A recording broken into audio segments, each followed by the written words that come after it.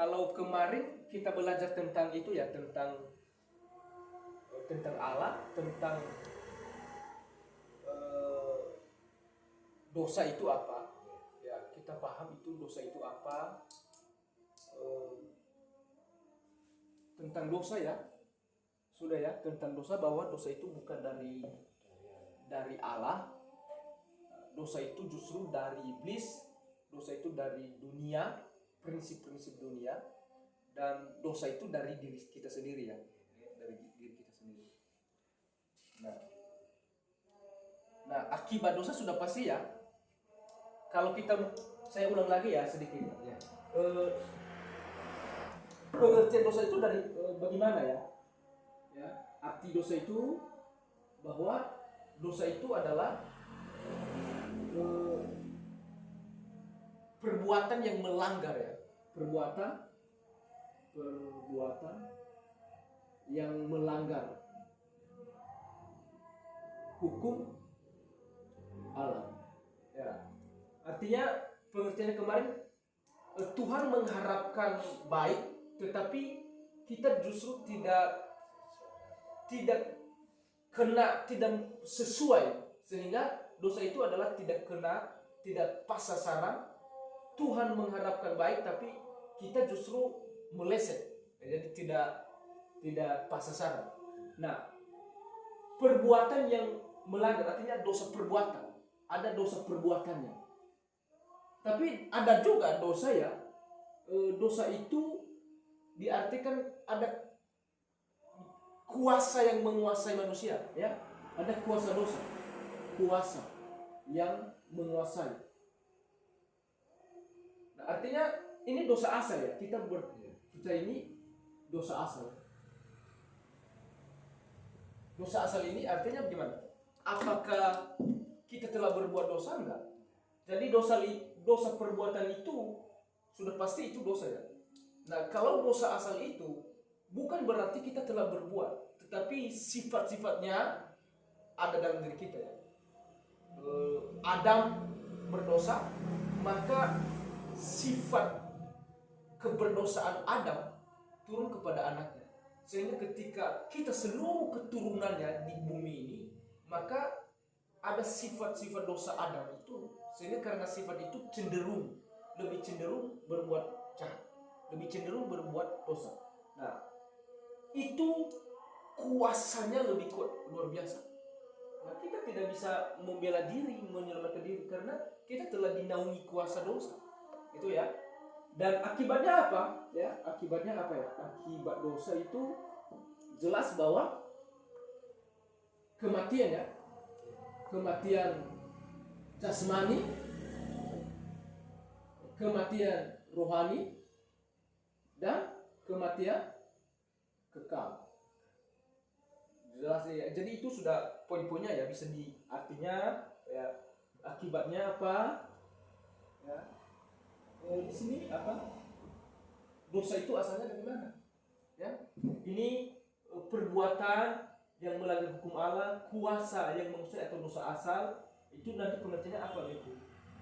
Nah, akibat dosa ini kematian jasmani, kematian rohani, kematian kekal. Jadi itu yang kita pelajari minggu yang lalu, bahwa dulunya itu Allah belum pernah berkata bahwa manusia itu akan mati jasmani ketika dia pertama menciptakan Adam. Tetapi karena berdosa baru muncul firman Tuhan, engkau akan kembali ke bumi, engkau akan kembali ke debu. Nah, dulunya hubungan Allah dengan Tuhan kan bisa berhubungan dengan Adam. Saat Hawa melanggar dan Adam, maka disitulah hubungan Allah membatasi lagi, karena dia tahu, oh ini saya tidak serupa lagi. Artinya di saat itu kemuliaan Allah yang serupa dengan Allah hilang. Makanya di Roma pasal 6 ayat 23 ya, itu dia hilang kemuliaan Allah. Nah, baru jelas kalau kita tidak memperbaiki kerohanian kita, maka kita akan mati kekal. Artinya hubungan kita yang putus dengan Allah, kematian rohani, harus kita bangun. Kita bangun kembali menjadi baik, sehingga jalan satu-satunya untuk kita tidak masuk di dalam kematian kekal memperbaiki ini. Karena kematian jasmani tidak bisa kita perbaiki, itu sudah menjadi pasti. Tetapi kematian rohani memang sedang berlangsung, tapi kita bisa ubah. Akibat kalau kita bisa ubah kematian rohani, yaitu kematian rohani menjadi hidup rohani, artinya hubungan kita dengan Allah baik diperbaiki, dekat dengan Tuhan, percaya dengan Tuhan, percaya Yesus, maka akibatnya bisa kita lepas dari kematian kekal. Nah itu, jadi itu ya. Nah bisa ditulis ya kalau belum. Nah sekarang kita belajar ya hari ini tentang pertobatan. Ya itu ya, tentang pertobatan. Tentang pertobatan. Sudah tadi ini ya? Sudah. Tentang pertobatan. Nanti kalau ayat-ayatnya bisa itu ya seperti yang kemarin. Nah, ya.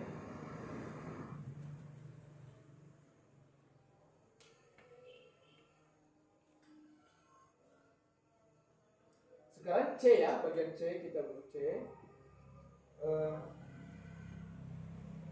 Pelajaran tentang pertobatan.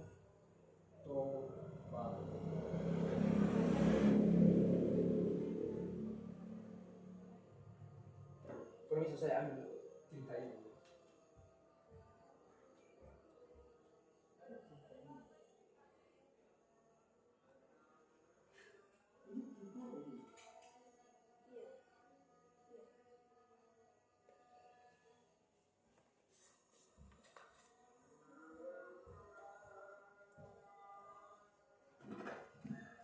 Nah kalau menurut Mas ini pertobatan itu bagaimana? Apa artinya?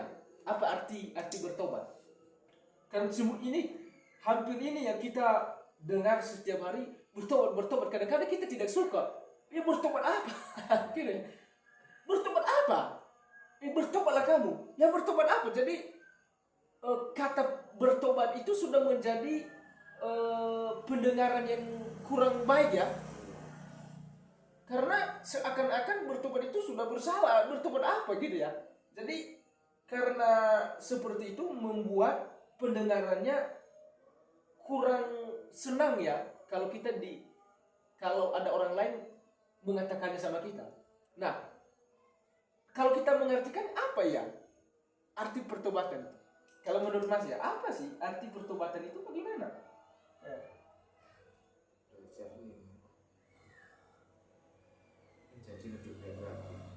Menjadi lebih baik lagi ya.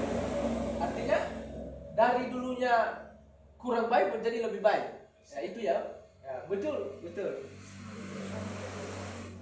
Berusaha menjadi lebih baik, ada kerinduan. Ya, luar biasa ya. Nah, gini. Pertobatan itu pasti ya bukan hanya agama juga yang berkata bertobat. Bukan hanya agama Kristen, bukan hanya agama Islam, semua agama mengatakan. Selain agama, orang juga bisa berkata ya bertobat. Tapi bertobat dalam arti tujuannya apa dan sebabnya apa. Ya itu ya, sebab menyuruh bertobat apa dan tujuannya apa dan menjadi apa. Itu ya, sebabnya apa, tujuannya apa, menjadi apa setelah bertobat. Ya, bertobat dari mana? Setelah bertobat meninggalkan ini berubah menjadi apa? Nah itu yang perlu itu ya. Tapi yang menjadi perenungan kita atau pelajaran kita, apa kata Alkitab? Ya, satu, apa kata Alkitab?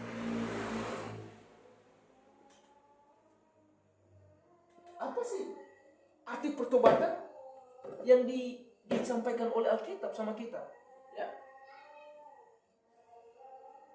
Atau kenapa pentingnya? Ya. Apa kata Alkitab? Pentingnya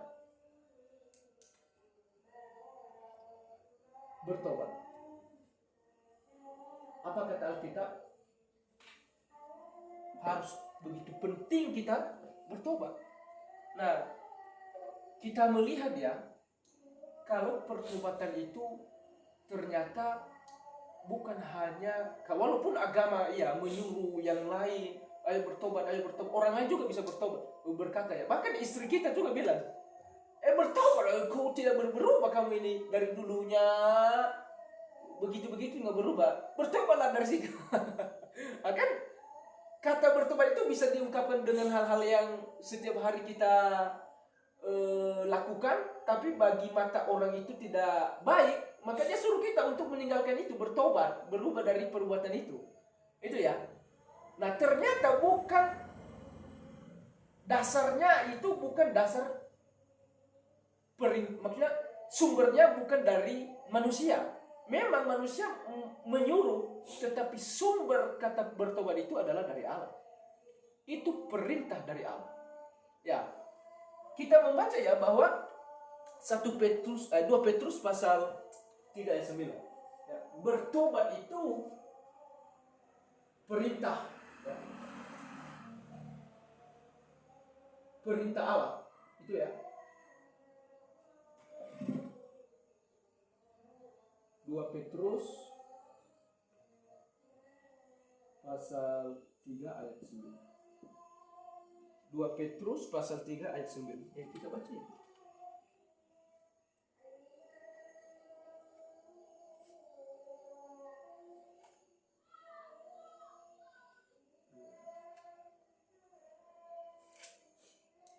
Dua Petrus pasal 3 ayat 9. Tuhan tidak lalai menepati janjinya, sekalipun ada orang yang menganggapnya sebagai kelalaian, tetapi ia sabar terhadap kamu, karena ia menghendaki supaya jangan ada yang binasa, melainkan supaya semua orang berbalik dan bertobat.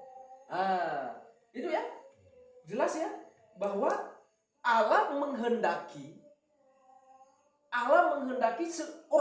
orang-orang yang bersalah itu bertobat. Kenapa? Allah menghendaki supaya semua orang yang berdosa, kan kita sudah membahas tentang dosa ya. Dosa itu apa? Dosa yang melanggar hukum Allah atau dosa yang tidak disukai Tuhan ya gitu. Dan akibat dari dosa itu ada kan kematian kekal pasti. Dan Allah tidak menghendaki orang yang berdosa itu mati.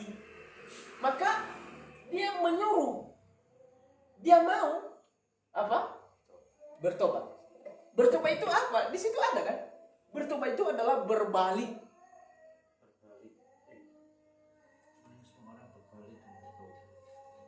Semua orang berbalik dan bertobat. Apa itu berbalik ya? Berbalik itu contohnya adalah gini. Seseorang sukanya itu main perempuan contohnya ya, terus pergi ke hotel main perempuan. Di sini dia main di hotel setiap hari.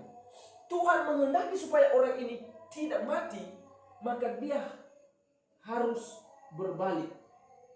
Ya, berbalik. Dulunya dia di sini, berbalik, artinya meninggalkan. Bukan terus-menerus hidup di situ. Nah, artinya gini. Kalau kita berkata ya, bertobat. Ada orang disuruh bertobat. Ya, setelah bertobat, hari ini dia bertobat. Ya memang dia bertobat, orang ini bertobat. 1 bulan tidak. Tapi bulan berikutnya dia masih kembali. Berarti bertobat selama beberapa hari. Tapi Tuhan berkata berbalik sepenuhnya. Bertobat artinya berhenti. Selain berhenti, meninggalkan. Berhenti di sini. Kan ada orang bertobat ya selama 2 bulan, dia tidak ingat lagi merokok kan? Masih merokok. Apa gitu dosa? Memang belum dikatakan merokok. Nah, atau minum keras lagi. Itu dosa, ya dosa. Sudah disuruh tidak lakukan? Ya, berhenti satu bulan. Lalu orang lain melihat, oh dia sudah bertobat. Tapi masih ada sifat tadi. Sifat ini ada dalam dirinya. Sifat kuasa dosa itu, dosa asal. Maka karena dia sudah berhenti, sifat itu belum lepas dalam dirinya karena itu alamiah. Maka memunculkan dia kuat kembali. Bagaimana cara kita melawan sifat itu? Itu harus ada kuasa yang lebih besar dari kuasa itu. Harus ada kuasa yang lebih besar dari kuasa dosa itu yang bisa memampukan kita mengalahkan itu supaya kita tidak kembali ke sini. Nah, itu nanti yang kita akan pelajari. Kuasa apa? Tidak ada kuasa manusia di dunia yang melebihi dari kuasa dosa itu. Kenapa? Ini kuasa ini kan dari Adam.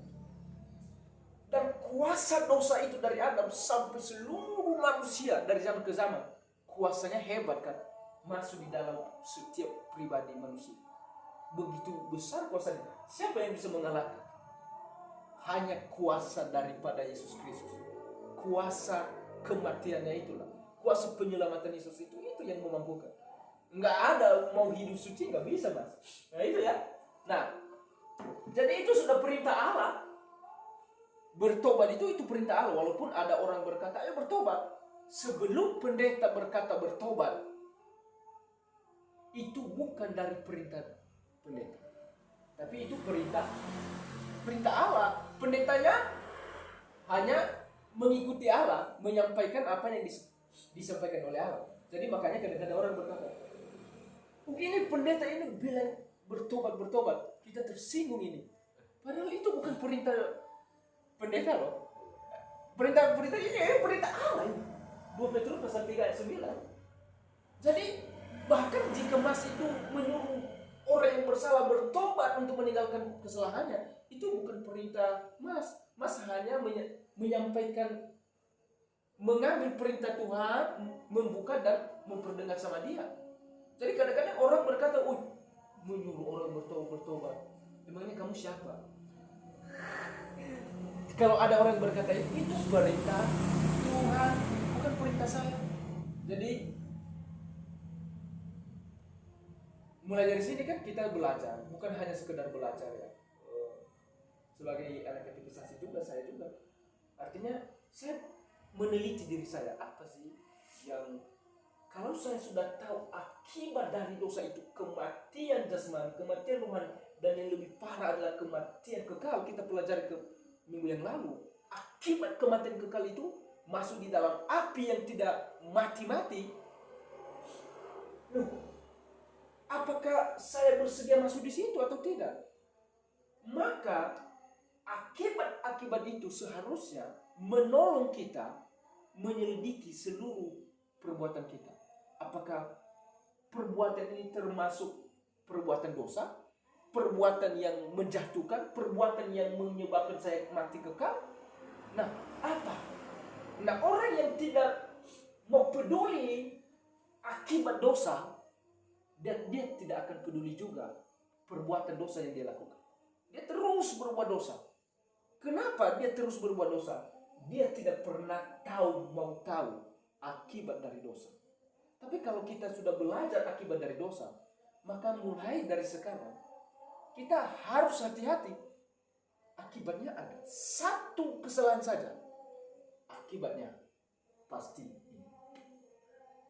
Nah, dengan demikian renungan kita adalah memperbaiki diri, berbalik, ya. Lanjut ya, ada pertanyaan ya. Ya. Kalau itu perintah Allah, maka jelas lagi pentingnya kita bertobat itu karena Allah kita apa? Yang kita belajar tentang Allah itu kudus. Karena Allah kita kudus, maka jelas ya. Begini. Saya ini contohnya hamba Tuhan.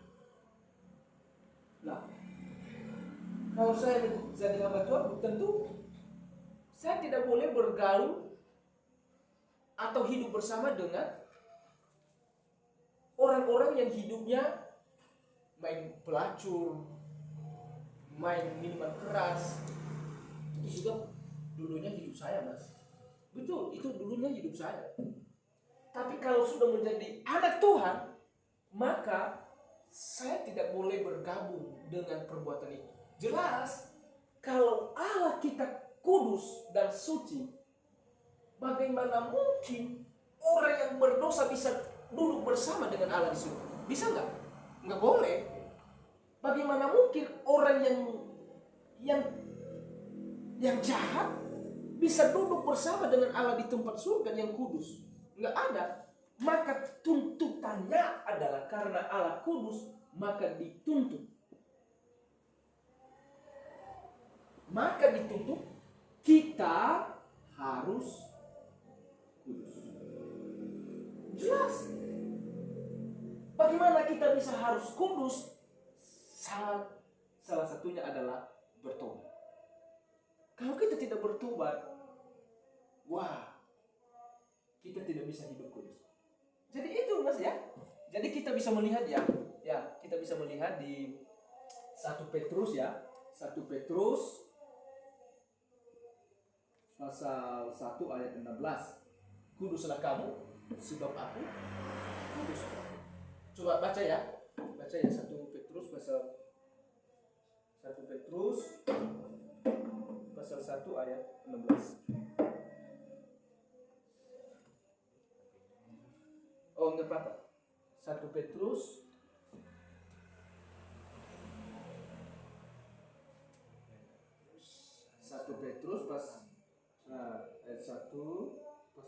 ayat 1 pasal 1 ayat 16. Apa itu? Sebab ada tertulis, kuduslah kamu sebab aku kudus. Berarti kalau sebab ada tertulis kuduslah kamu sebab aku kudus. Jelas ya, sebab aku kudus itu berarti Allah itu kudus. Dan perintahnya sebab ada tertulis kuduslah kamu sebab aku kudus. Nah, kalau kamu tidak kudus, walaupun saya mengharapkan, walaupun Allah menghendaki supaya manusia jangan binasa, tapi kalau kamu tidak kudus, bagaimana bisa bersama dengan aku di surga? Karena saya menghendaki kamu tidak binasa, tapi menghendaki kamu hidup kekal bersama dengan aku di surga. Oleh karena itu, dituntut kamu harus kudus. Harus kudus itu apa? Segala dosa tidak boleh dilakukan lagi. Kalau segala dosa tidak boleh dilakukan lagi, itu artinya bertobat. Mana tadi bertobat? Ini. Itu artinya bertobat. Itu perenungan. Kita harus dari dosa, akibat dosa, bagaimana bisa tidak jatuh dalam akibat dosa, tapi harus bertobat. Lalu bertobatnya ini perintah Allah dan tuntutan dari Allah karena Allah kudus. Itu ya. Kita bisa melihat juga di Imamat ya. Ya, Imamat pasal 11. Imamat pasal 11 ayat 44 sampai 46 dan ayat pasal 19 ayat 22.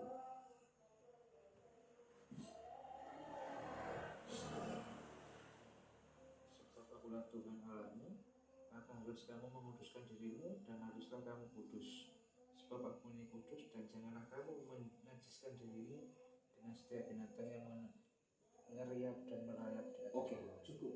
Sebab aku Tuhan Allahmu, Allah, maka haruslah kamu menguduskan dirimu dan haruslah kamu kudus. Haruslah kamu menguduskan dirimu dan haruslah kamu kudus. Jadi tuntutan Allah untuk kita masuk surga, kita harus bertobat. Ya. Imamat yang sama, Imamat pasal 19 ayat 2.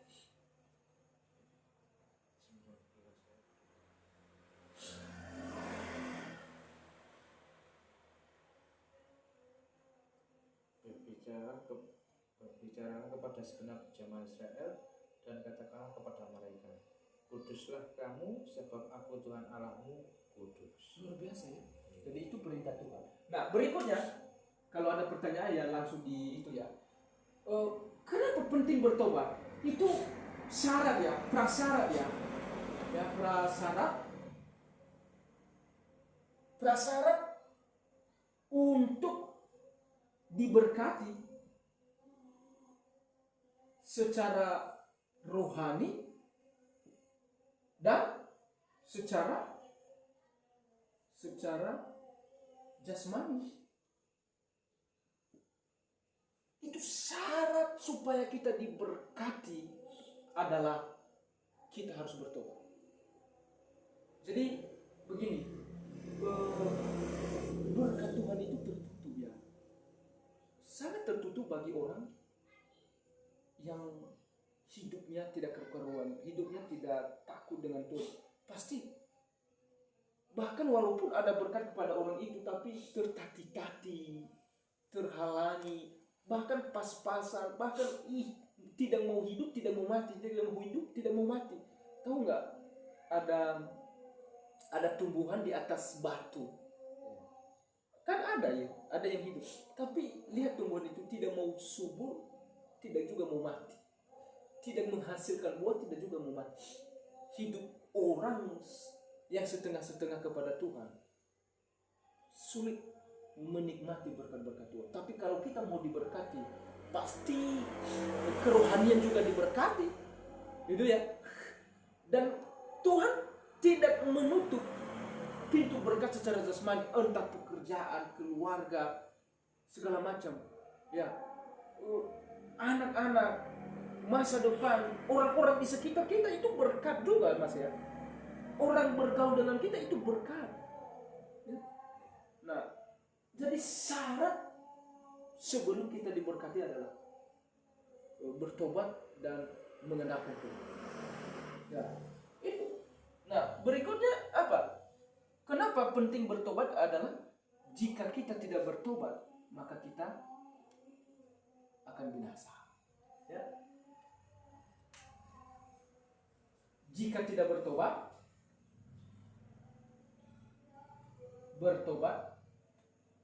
maka binasa.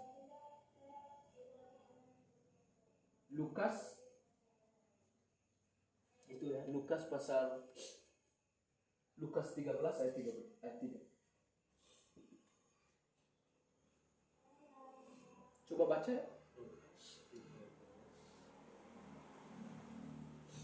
Tidak, kataku kepadamu, tapi jika kamu bertobat, kamu semua akan binasa atas cara demikian. Itu. Jika kamu tidak itu kata Yesus ya. Jika kamu tidak bertobat, kamu akan binasa. Nah, sementara Allah tadi menghendaki supaya jangan ada orang yang binasa, melainkan harus berbalik dan bertobat. Nah, jika kamu tidak mengikuti perintah itu, maka kamu akan binasa. Ini bagi orang, saya ulang, bagi orang yang tidak takut akan akibat dari dosa tadi, sama sekali tidak menghiraukan dia bertobat atau tidak, dia berhenti atau tidak. Sama sekali dia tidak ambil peduli. Kenapa? Karena mata rohaninya itu ya tertutup, Mas ya. Nah, itu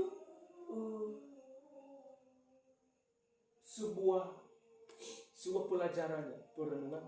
Nah, sekarang mungkin ini Mas baru mendengar banyak orang bertobat, tapi pengertian lebih dalam ini kok seperti ini, akibatnya seperti ini, dan caranya bagaimana?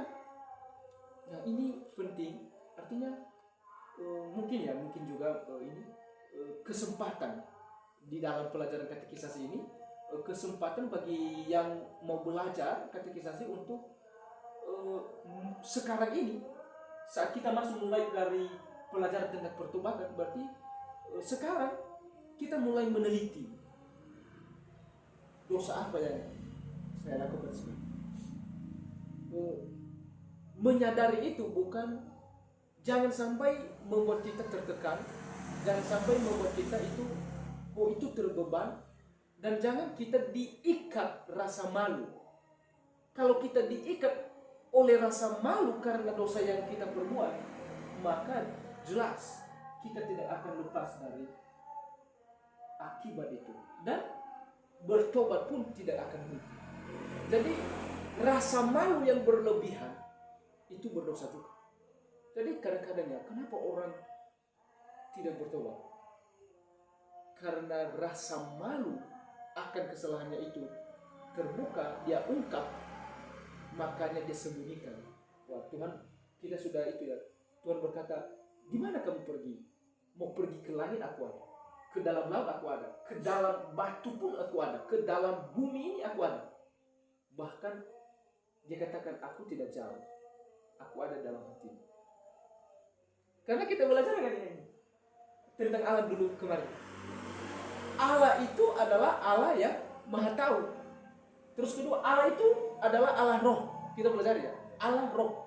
Allah itu adalah Allah roh. Maka mau pergi kemana berbuat dosa bersembunyi, Allah ada. Mau berbuat dosa di sana sembunyikan, sama sekali orang tidak tahu, hanya sendiri. Allah ada. Ya jelas mau lari kemana? jadi bagaimana? Bagaimana sekarang? Sudah, ini saya hanya ini. Mas sudah tahu ya dosa-dosa apa saja yang Mas pernah lakukan. Bahkan dosa apa saja yang sedang berlangsung. Dosa itu bisa dalam bentuk pikiran, ya, dosa dalam bentuk pikiran. Belum berbuat, tetapi sudah memikirkan. Nah, itu sudah dosa. Itu sudah perbuatan dosa. Contohnya, Matius 5 ayat 28. Coba baca ya. Kita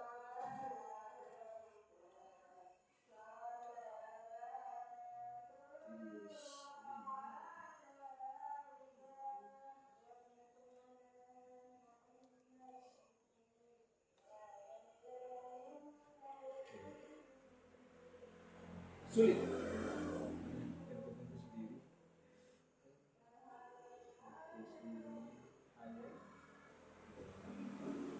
28.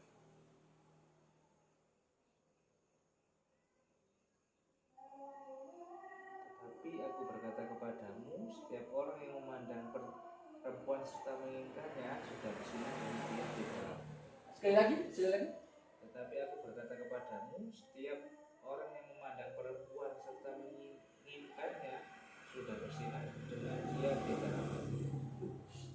Kenapa Tuhan Yesus berkata orang yang menginginkan perempuan dalam hatinya sudah berzina dengan dia? Loh, kapan orang itu berzina? Apakah dia sudah berbuat berzina bersetubuh langsung? Belum kan? Itu baru pikiran. Jelas ya bahwa dosa yang saya maksud adalah tanpa berbuat tapi berpikir dalam hati, oh ini jahat. Berpikir dalam hati, mempersiapkan orang untuk dendam, membunuh. Kan belum membunuh tapi sudah merencanakan. Belum menembak tapi sudah merencanakan. Itu sudah berdosa. Makanya hukum Indonesia bagaimana? Hukuman perencanaan adalah hukuman mati. Daripada orang belum pernah direncanakan, tapi tiba-tiba emosional dia hantam orang itu lalu mati. Hukumannya lebih ringan dibanding orang yang telah merencanakan. Sudah direncanakan orang itu akan mati, dia persiapkan senjata, tanggal ini seperti ini caranya, lalu waktunya dia bunuh. Dosa yang dia tanggung dua, dosa rencana dan dosa perbuatan. Loh, makanya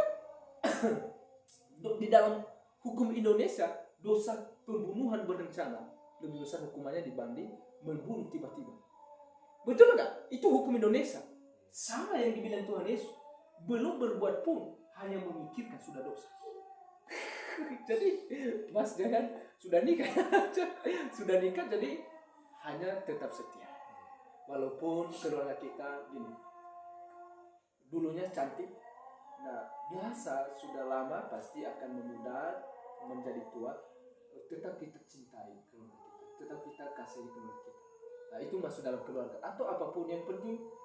Yang saya maksud adalah pikiran kita sekarang dipenuhi dengan pikiran yang rohani, yang lebih baik, pikiran rohani, berpikiran positif lah. Itu aja. Kenapa kalau kita tidak berpikiran positif, Mas? Kita jatuh dalam dosa pikiran tadi. Belum berbuat tapi sudah berdosa. Jadi itu ya. Nah, itu kalau ada pertanyaan ya, mungkin kalau ada pengalaman seperti ini, contohnya Mas ini baru memikirkan ini, apakah itu dosa? Baru seperti ini, apakah itu dosa? Jadi ini mungkin bisa Mas merespon, karena kita masuk dalam pelajaran dosa ini bukan hanya mempelajari tetapi mengartikan dalam hidup. Bagaimana hidup saya? Apakah ada dosa-dosa seperti yang diungkapkan itu? Ada dosa-dosa yang ditunjuk firman Tuhan itu sama saya. Mungkin bisa nanti di tengah pelajaran, ini bagaimana caranya? Saya pernah melakukan ini, tapi seperti ini caranya bagaimana? Solusinya. Jadi bisa ya, Mas. Kalau ada pengalaman, udah apa? Ya? Karena itu belajar mengetahui, belajar tahu tentang dosa tanpa juga menyelesaikan dosa kita, nggak ada efek. Untuk apa kita tahu tapi kita tidak mau menyelesaikan dosa kita sendiri? Tidak berefek. Kita belajar, makanya katekisasi itu adalah kita belajar untuk tahu, karena tahu maka saya menyelesaikan. Karena orang yang tidak tahu sulit juga dia menyelesaikan, karena dia tidak tahu kalau itu salah. Itu ya. Jadi tujuan kita dalam belajar adalah mengubah hidup menjadi lebih baik lagi. Ya, seperti yang Mas katakan tadi, lebih baik lagi, dan dulunya tidak mengenal Tuhan, lebih mengenal Tuhan. Nah, jika ada, bisa Mas pengalaman seperti apa dosa-dosa, ya dosa-dosa sepele dalam keluarga saja, berdebat atau apa, ada enggak? Dan bagaimana solusi? Menurut Mas bagaimana? Ada enggak? Kendala-kendala kesulitan.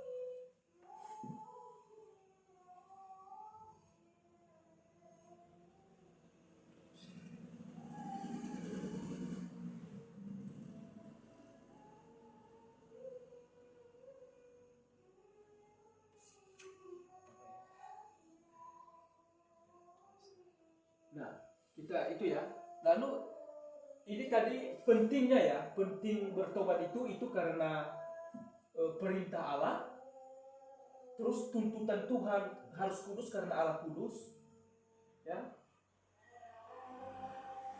Syarat supaya kita diberkati secara jasmani dan rohani, dan perintah supaya tidak binasa. Kalau tidak binasa. Tapi artinya sendiri apa? Arti dosa itu sendiri apa? Ya, arti dosa itu apa sendiri? Arti dosa itu adalah keadaan di mana manusia berdosa menjadi menyesali akan dosa-dosanya. Ya. Keadaan di mana manusia berdosa menyesali akan dosa-dosanya yang ditunjukkan oleh firman Allah. Menyesali dosa-dosa yang ditunjukkan oleh firman Allah. Artinya keadaan seseorang yang menyesali akan dosa-dosa perbuatan yang dia lakukan yang ditunjukkan oleh firman Allah. Kenapa kita tahu bahwa yang kita lakukan ini benar? Dan kenapa kita juga tahu bahwa yang kita lakukan ini dosa? Kita bisa tahu sepanjang firman Allah berkata itu salah, itu salah. Sepanjang firman Allah itu berkata itu benar, ya itu benar.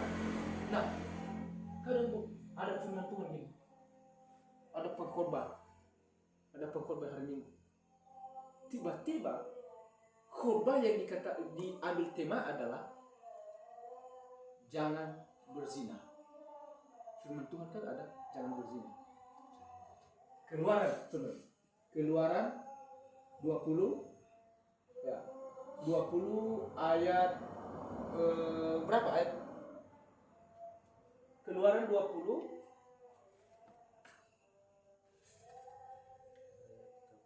ayat 13 ya. Jangan berzina. Ayat 14 ya. Coba baca.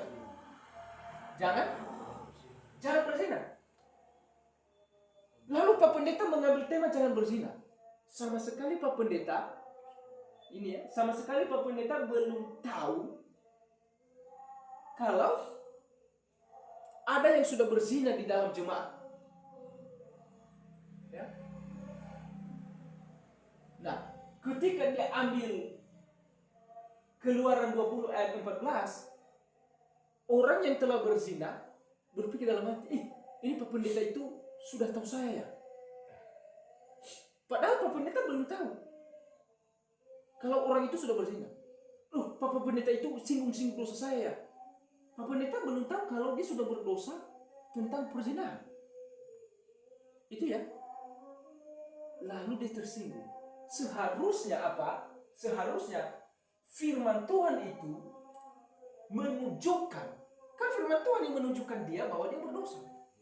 Betul enggak? Karena harusnya firman Tuhan yang dibawa itu bermanfaat bagi dia ya. Betul enggak? Harus bermanfaat bagi dia.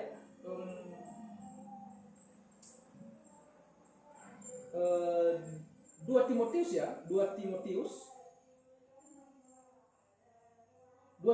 pasal 3 ayat 16. Coba ya. 2 Timotius pasal 3 ayat 16. Segala tulisan yang diilhamkan Allah memang bermanfaat saja untuk menyatakan kesalahan, untuk memperbaiki kelakuan, dan untuk mendidik orang dalam kebenaran. Luar biasa ya. Apa ilham itu? Ilham itu segala tulisan yang diilhamkan oleh Allah. Ini dia. Ini ya Mas ya. Yang diilhamkan oleh Allah, ditunjuk oleh Allah untuk memperbaiki hidup kita. Tahu hidup kita apa? Ada dalam Alkitab. Dan ini diilhamkan oleh Allah, bukan ditulis oleh manusia tanpa Allah. Manusia menulis seperti buku. Enggak. Ini ada karena Allah. Ini ada bukan tanpa Allah. Harus ada Allah. Maka dikatakan segala tulisan yang ada di sini bermanfaat bagi seseorang supaya menunjukkan apa? Memperbaiki diri. Ya, salah satunya untuk menyatakan kesalahan. Lalu kalau ada pendeta tiba-tiba menyatakan kesalahan, tapi belum tahu kalau orang itu berdosa, bertobat, harusnya di situ kesempatan. Oh, Tuhan menunjuk bahwa saya bersalah. Bukan keluar di gereja, bukan marah-marah sama pendeta. Jadi dari sini ya Mas ya, menatap nanti ke depan kita sudah jadi anak Tuhan, lalu masuk dalam persekutuan ada firman Tuhan. Masuk di gereja ada firman Tuhan. Entah Pak Pendeta sudah tahu atau tidak kesalahan Mas contohnya, lalu Mas tersinggung sama dia. Ini Pak Pendeta ini nakal. Loh, lalu seharusnya kalau kita sudah jadi anak Tuhan, berfungsi bagi kita apa? Segala tulisan yang diilhamkan oleh Allah. Berarti segala firman yang disampaikan oleh Pak Pendeta bermanfaat untuk saya, bukan untuk saya menjadi berdosa untuk memarahi dia. Ya jelas, pendeta menyatakan kesalahan yang berfungsi. Pendeta mengingatkan untuk bertobat, meninggalkan kesalahan itu. Itu ada fungsinya 4 di situ ya. Ya, 1, 2, 3, 4. Mengajar, untuk menyatakan kesalahan, untuk memperbaiki kelakuan, dan untuk mendidik orang dalam kebenaran. Betul. Sekarang Mas dan saya, firman Tuhan ini berfungsi untuk mengajarkan. Kita sudah belajar ya. Ya. Saya diajar firman Tuhan, Mas diajar firman Tuhan. Kita sama-sama belajar, berarti firman Tuhan sekarang ini juga bermanfaat untuk mengajak kita berdoa. Dan nah setelah itu untuk menyatakan kesalahan. nah kalau ada pelajaran yang kita pelajari, tetapi di tengah-tengah itu ada kesalahan yang kita lakukan, lalu mengingatkan bahwa kita pernah melakukan kesalahan ini, berarti fungsinya menyatakan kesalahan kita. Bukan untuk menjatuhkan kita ya. Kalau firman Tuhan menyatakan kesalahan, kalau Pak Pendeta mengingatkan ada kesalahan, ingat, suatu saat nanti pasti akan Mas temui. Maksudnya bukan untuk menjatuhkan Anda. Maksudnya bukan untuk membuat Anda terpojok, tetapi supaya Mas meninggalkan dan Mas tidak jatuh akibat dosa tadi apa? Mati kekal. Jadi maksudnya bukan maksud jahat. Ya, ada nyanyian ya. Maksud Tuhan itu bukan maksud yang jahat. Rancangan Tuhan bukan rancangan yang jahat. Tapi kadang-kadang saat kita diingatkan itu sakit sekali, seperti api, seperti racun, seperti musuh. Tapi janganlah, kita harus lebih rendah hati. Karena memang ini firman Tuhan untuk menolong kita ya. Jadi nanti Mas mungkin tidak sering bersekutu akhir ini ya, karena baru. Nanti kalau sudah bergabung di dalam gereja, hal-hal itu terjadi. Dan jangan terpengaruh karena orang lain. Kalau dia keluar karena tersinggung, kita ikut. Itu bukan pribadimu. Biarkan aja. Itu menandakan orang itu belum dewasa.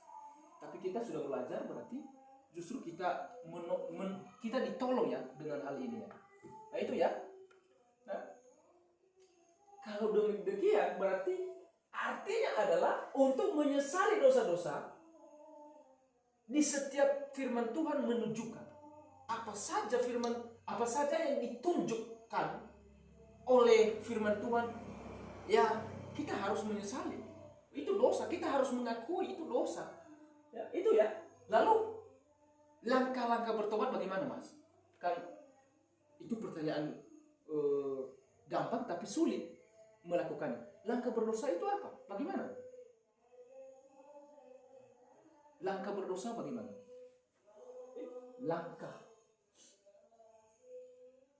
Bukan langkah berdosa, minta maaf. Langkah pertobatan itu bagaimana? Langkah-langkah untuk bisa bertobat itu bagaimana?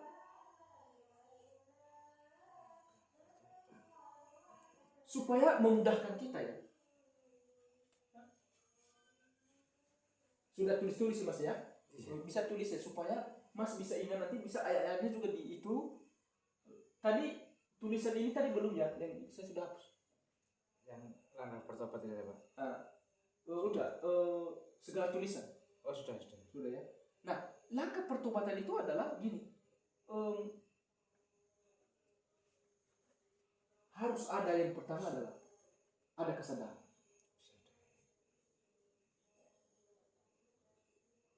Ada kesadaran. Bagaimana itu kesadaran? Kesadaran akan dosa. Artinya setelah mendengar firman Tuhan, kesadaran akan dosa ya. Setelah mendengar firman Tuhan, atau setelah mendengar pendeta menegur atau orang tua mengingatkan, atau bisa saja ya anak kita saja bisa mengingatkan kita. Kita bersalah saja, anak kita bisa mengingat, Pak, no itu. Pendeta kadang-kadang Fesya bilang, no Pak, salah.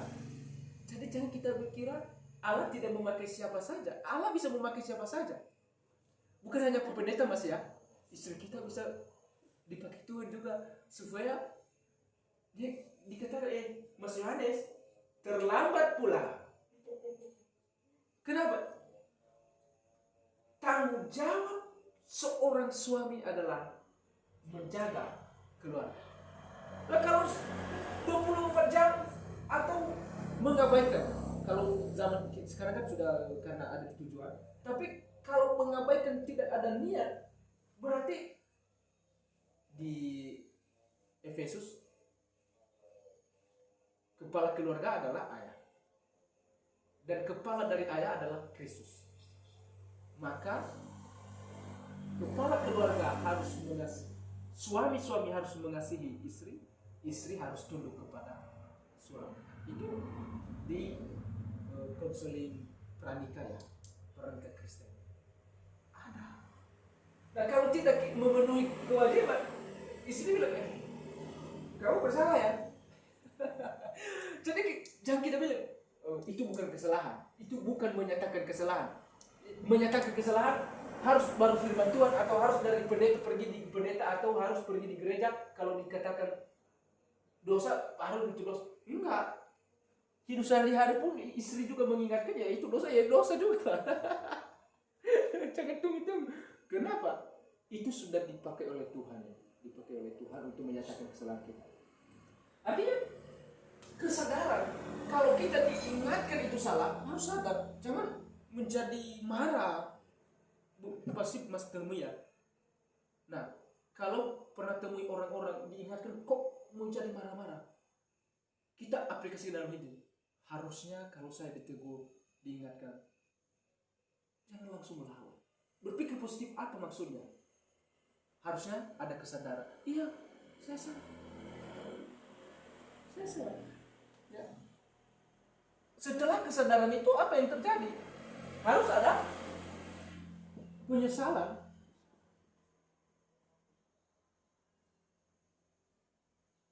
Sadar bahwa memang itu dosa saya. Sadar bahwa ini saya salah. Kesadaran tanpa penyesalan sia-sia. Sadar ya itu dosa, tapi tidak menyesal. itu bahaya juga. Sadar ya, memang Pak, Bapak salah kan di situ, iya salah. Tapi tidak mau menyesal. Menyesal itu tidak mengakui ya. Menyesal itu adalah pekerjaan Roh Kudus, Mas. Orang bisa sadar, tapi menyesal itu susah. Kenapa? Yang ada di dalam diri kita itu, kuasa dosa itu besar sekali. Tidak mau tunduk. Tetapi yang memampukan orang untuk menyesal adalah itu pekerjaan Roh Kudus. Disinilah ada peran kuasa yang lebih besar kuasanya dibanding kuasa dosa tadi. Itu bergantung daripada Roh Kudus. Jadi kalau kita menyesal itu pekerjaan Roh Kudus. Ada Roh Tuhan dalam diri kita. Kenapa? Kan dari tadi kan kita belajar, Tuhan menghendaki supaya jangan ada orang binasa. Yesus berkata, jika kamu tidak bertobat, kamu binasa. Berarti keinginan Allah untuk manusia supaya tidak mati besar kan? Maka dia menolong, dia menyuruh Roh Kudusnya. Dia memberi Roh Kudusnya untuk menolong orang yang tidak berdaya. Jadi kadang-kadang ada orang juga ngomong-ngomong doang tapi dia tidak bertindak. Ayo lakukan ini, tapi tidak memberi contoh. Bagaimana orang bisa tahu? Tuhan berkata bertobat, tapi dia juga memberi penolong.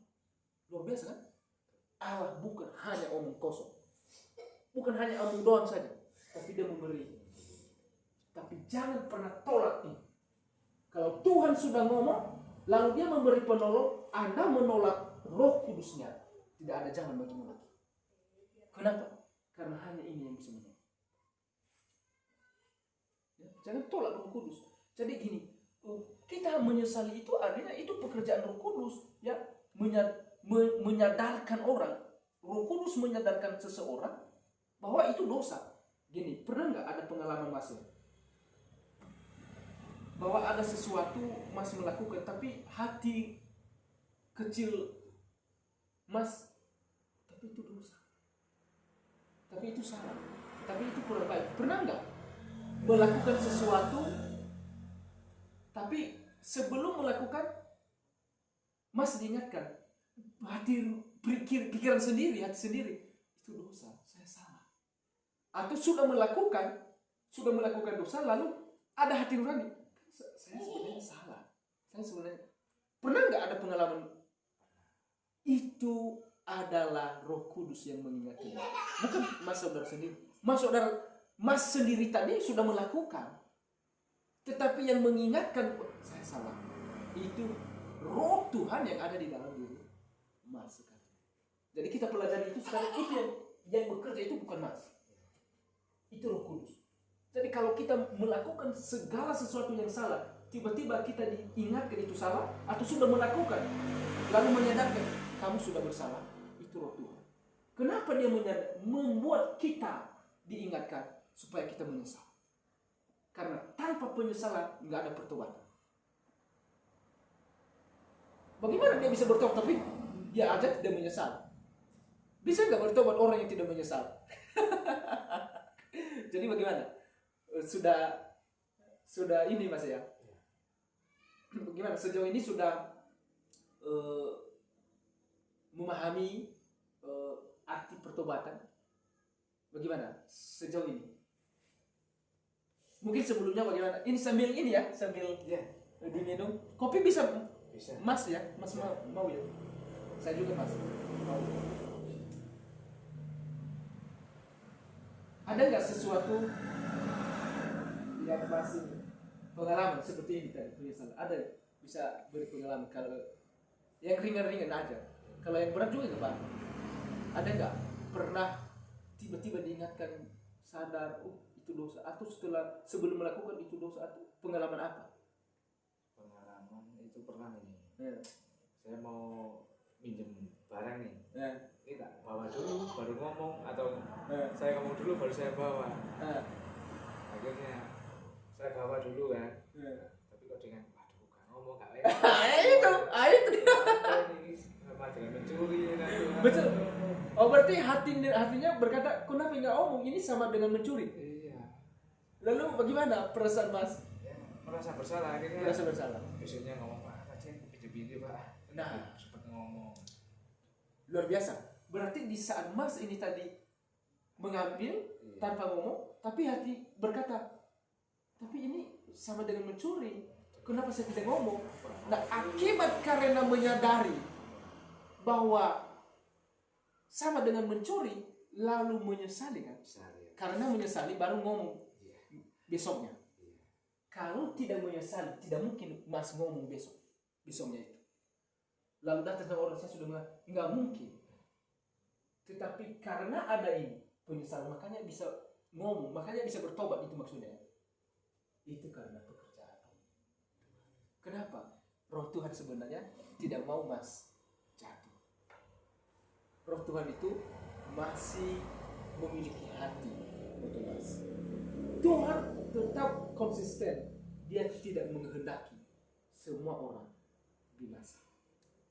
Maka setiap orang itu ditolongnya dengan Roh Kudus.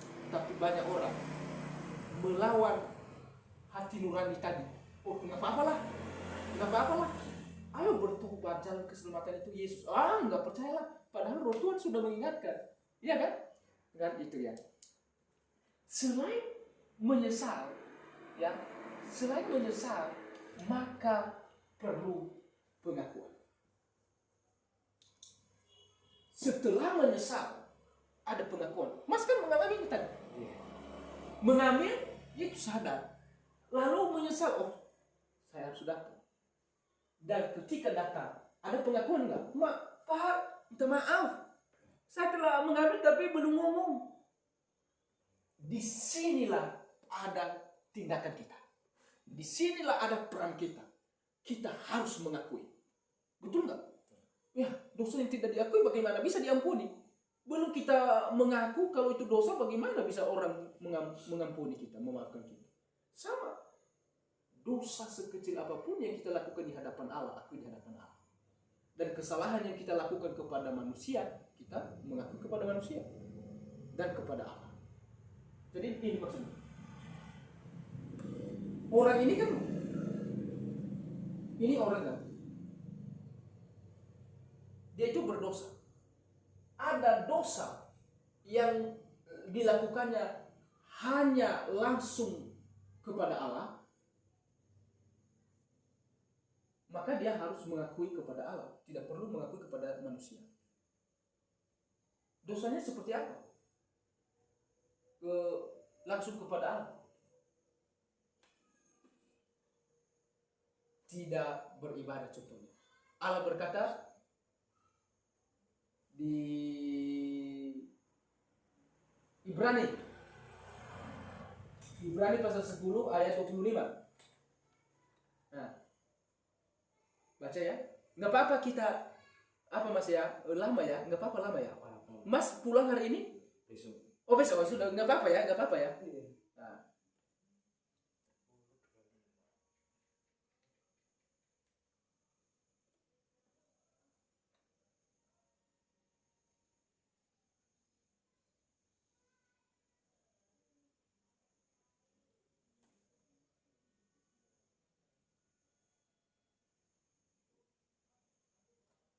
Janganlah kita menjauhkan diri dari pertemuan-pertemuan ibadah kita seperti dibiasakan oleh beberapa orang.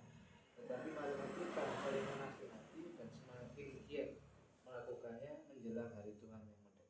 Jangan menjauhkan diri dari pertemuan-pertemuan. Itu pertemuan ibadah ya, ibadah hari Minggu. Kita terus beribadah kepada apapun kekurangan. Tuhan berkata jangan. Lalu kita tidak datang kepada Allah. Itu dosa, harus aktif kepada Allah. Tuhan, saya belum beribadah hari ini. Walaupun Mas ada alasan, tapi harus ada pengakuan Mas ya. Karena firman Tuhan sedang menunjukkan bahwa itu salah. Tetapi ada juga orang ini bersalah kepada istri manusia. Istri itu kan mewakili manusia. Ya, mungkin ngomel sama istri, akhirnya istri tersinggung. Nah, dosanya itu dia sadar, lalu dia menyesal, lalu dia mengakui. Dia harus mengakui dosa yang dilakukan kepada manusia, mengakui langsung kepada manusia itu, dan mengakui kepada Allah juga. Kenapa? Karena itu dosa berkaitan dengan Allah. Kalau hanya dosa langsung kepada Allah, tidak perlu kepada manusia. Tapi kalau kita bersalah kepada manusia, mengakui kepada manusia, mengakui kepada Allah. Dua. Jadi itu harus ada pengakuan. Ya.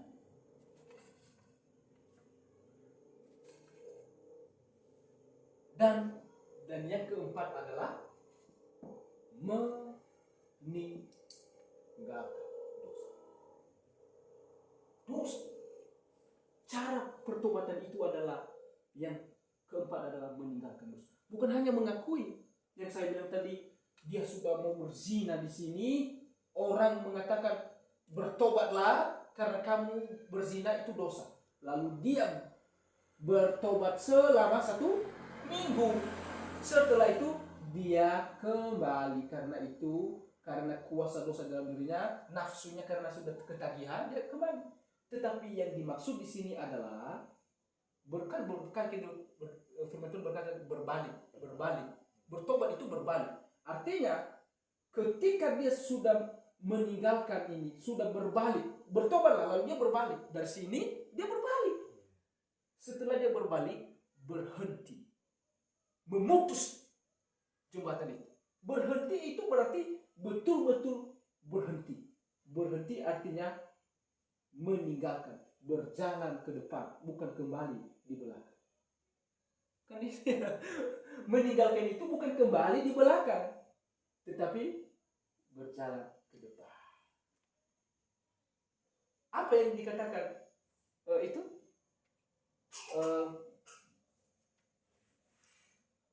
Paulus berkata, yang masa lalu sudah berlalu, tapi masa depan sudah datang. Ada Alkitab mana? Sambil minum ya. Nggak apa-apa, kita santai saja. Terlalu serius ya, tapi semoga bisa itu ya, mengikuti. Nah itu dulu kita tinggalkan ya. Oke, maksud. Ada kita apa? Saya ada pencari. Jadi meninggalkan itu maksudnya ini mungkin ada sesuatu, dan semua orang pasti berdosa. Saya berdosa, gembala berdosa, semua orang berdosa, dan Mas juga berdosa. Maka kesempatan dalam pelajaran itu bukan hanya belajar tahu caranya, tetapi mempraktekkan untuk meninggalkan. Itu ya. Mungkin ada dosa yang kesalahan yang kita lakukan, perbuatan yang tidak baik, yang tidak berkenan. Di saat inilah ini kita anggap ya kita saudara dan nggak ada sesuatu itu ya, di saat kita kesempatan ini momennya mengakuinya. Oh Tuhan, terima kasih, firman Tuhan betul-betul mengingatkan saya, tulisanmu, firmanmu mengingatkan saya untuk memperbaikinya dan meninggalkan. Dan caranya, Tuhan, saya telah marah hari ini. Marahnya karena ini. Jadi harus spesifik ya. Oh Tuhan, saya sadar itu kesalahan. Saya menyesal Tuhan, saya telah melakukan. Saya mengakui Tuhan itu dosa. Saya berkomitmen meninggal. Jangan ulang lagi marah itu. Itu artinya siap untuk meninggalkan. Dan di situ sebelum masuk kita dalam pertobatan. Cara bertobat begitu. Ya mungkin tidak ada pertanyaan ya. Mungkin saya tanya sama Mas ya. Ini bisa nggak masih nanti ya menjawab secara relax ya. Nah gini, selidikilah hati saudara. Bisa nggak Mas menyelidiki hati Mas ya, ketika berhadapan dengan firman Allah hari ini? Periksa hati dari setiap firman yang sedang diperhadapkan kepada Mas. Ya, ada nggak sesuatu yang ditunjukkan bahwa ternyata ini dosaku, yang diingatkan di hati Mas? Kalau ada, maka bisa Mas tuliskan. Atau paling tidak hari ini bisa Mas pikirkan dalam hati. Bisa sekarang boleh. Ini dosa ini di sini semuanya. Nah, setelah Mas memahami nantinya, oh maksudnya ini ya, jenis-jenisnya ini, dosa sama anak, ini Tuhan saya telah tidak menghargai anak, kurang pas sama anak, melukai hati anak, melukai istri, marah sama orang tua. Ini satu-satu Tuhan itu dosa. Tuhan saya belum beribadah, Tuhan saya tidak tahu apa sih. Saya jadi orang Kristen tapi tanggung jawab saya apa? Ada tanggung jawab orang Kristen tapi apa? Tuhan, ini semuanya ini. Artinya hal-hal kecil itu karena sudah diperhadapkan, mengingatkan Tuhan. Nah setelah itu Tuhan ampuni saya. Jadi itu yang menjadi perenungan bahwa pertobatan itu penting dan kita siap meninggalkan itu, meninggalkan semuanya. Nah, bisa Mas mengingat atau ada pengalaman, ayo bisa diungkapkan apa-apa sambil kita hanya berdua sih. Mengingatkan tentang ibadah sih Mas. Ibadah itu saya kemarin merasa jauh dari Tuhan. Setiap ingin beribadah, ingin ke gereja itu selalu ada halangan terus. Ini kenapa Tuhan? Nah, gitu. Itu tantangan Mas ya. Tantangan setelah memulai hidup bersama dengan Tuhan, bahkan mulai lebih mengenal Tuhan lebih dalam. Nah itu ujian sangat besar. Tapi itulah, kalau Mas mengingat nanti kalau sudah melewatinya, justru itu indah, sangat indah dan wah sangat baik. Saya tetap ingatkan bahwa justru di dalam masa-masa inilah, masa-masa pembelajaran ini, godaannya besar. Godaannya pasti besar. Dan tidak jauh-jauh dari diri kita sendiri pun bisa ada. Dari keluarga, dari anak, dari orang tua, dari tetangga. Muncul. Dan ketika Mas menyadari itu semua terjadi, ada kesalahan itu, masuk di ranah itu. Oh Tuhan, ternyata firman Tuhan Engkau tunjukkan bahwa ini salah. Engkau tunjukkan bahwa ini harus saya kuat. Oh, firman Tuhan berguna untuk menyatakan, berguna untuk memperbaiki, berguna untuk mendidik, berguna untuk mengubah. Wah, indah.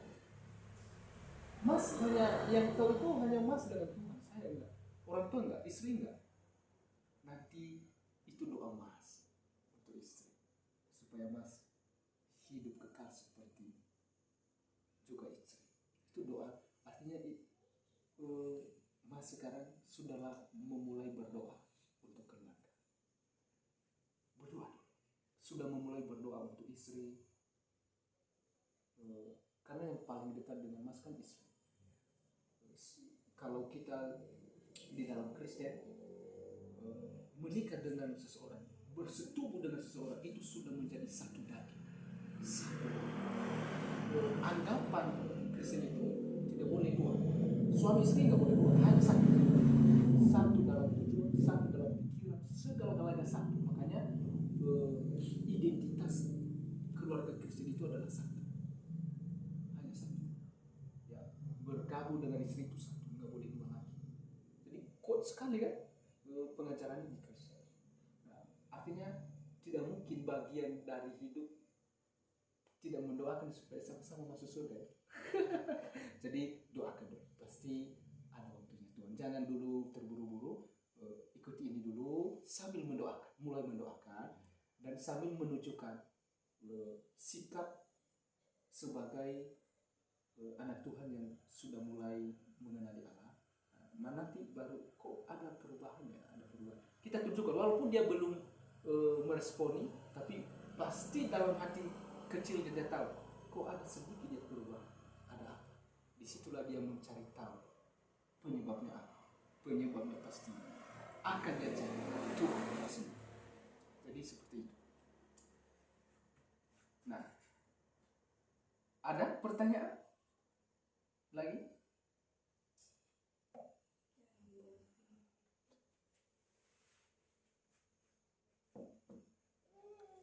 Kalau ada pertanyaan mungkin bisa dari pengalaman, dari keluarga, kerjaan,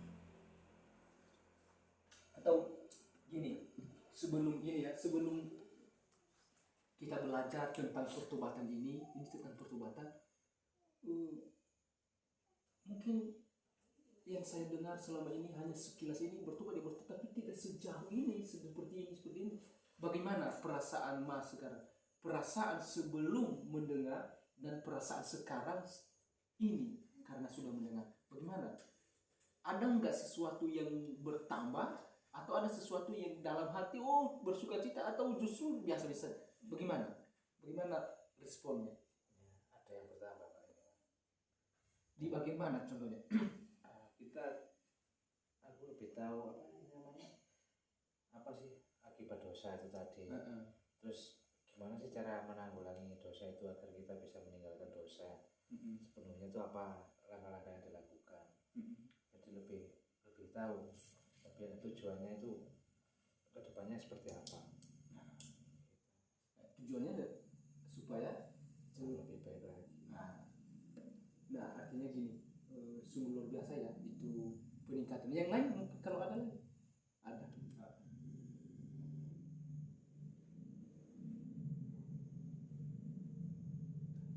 Cukup ya.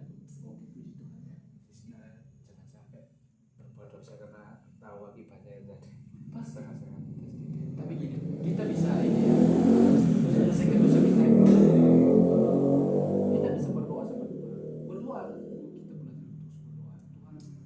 Tuhan, bahkan kita sendiri pun sebagai anak Tuhan berdoa di kamar, berdoa sendiri, mengakui semuanya. Kadang-kadang saya juga melakukan kesalahan. Saya berdoa sama Tuhan, saya melakukan ini sampai orang begini sampai ini. Saya menyadari semua seluk-beluknya dari awal sampai setelah itu saya mengakuinya, Tuhan ampuni saya. Jadi apakah kita didengar? Diampuni. Setelah diampuni nanti baru kita masih belum sampai ya bagaimana keselamatan kita itu. Pasti kematian Tuhan Yesus menjamin pengampunan itu bagi kita saat kita mengakui. Jadi jangan kita terlalu takut setelah itu, karena saat kita mengakui, percayalah pada Tuhan, Tuhan akan mengampuni. Jadi kita bisa berdoa mengungkapkannya kepada Tuhan. Jadi itu saja. Kadang-kadang kita memang tidak mau berdoa ya sama Tuhan, menyampaikan kepada Tuhan. Nah, itu. Ini tentang pertobatan. Nah, apakah sampai di sini atau lanjut? Sampai di sini dulu ya. Sudah mau 2 jam ya. Mau 2 jam. Cepat tapi karena kita menikmatinya itu. Nah, kalau kapan datangnya lagi? Rencana sih besoknya Mas, minggu besok mulai. Puji Tuhan, karena itu sangat menolong kalau besok ya, besok minggu depannya lagi supaya itu. Iya, minggu besok ini. Baik. Awal bulan. Awal bulan, oke. Berarti saya tidak jadwalkan lagi. Berarti minggu besok datang, kita masuk besok belajar tentang keselamatan. Kita telah mempelajari tentang Allah, siapa Allah itu, lalu kita telah mempelajari tentang dosa dan akibatnya, dan kita telah mempelajari bagaimana kita keluar dari dosa, harus bertobat, dan cara pertobatan, arti pertobatan, dan setelah bertobat bagaimana bisa selamat. Nah, baru sangat penting itu, butuh waktu yang spesialis. Minggu itu Mas datang ibadah ya, besok baru nanti jadwal jamnya berapa kita. Itu penting untuk itu mungkin bisa ada tugas Mas sekarang ini dalam minggu ini, memperhatikan hidup Mas. Tuhan, selama ini dosa saya seperti apa? Perhatikan semuanya sejak mulai memahaminya, baik dosa kepada mama sama papa sama anak juga, kita berdosa sama anak, kan kita marah sama istri, menyadari lalu praktekkan aja. Ketika mempraktekkan baru nanti masuk dalam bagaimana kita selamat. Jadi itu tugas Mas dulu dalam minggu ini. Mari kita berjuang untuk lebih dekat lagi dengan Tuhan. Amin. Oke, Tuhan memberkati ya. Memang tidak terasa. Ya, saya kira tadi nggak lama, ternyata sudah lama.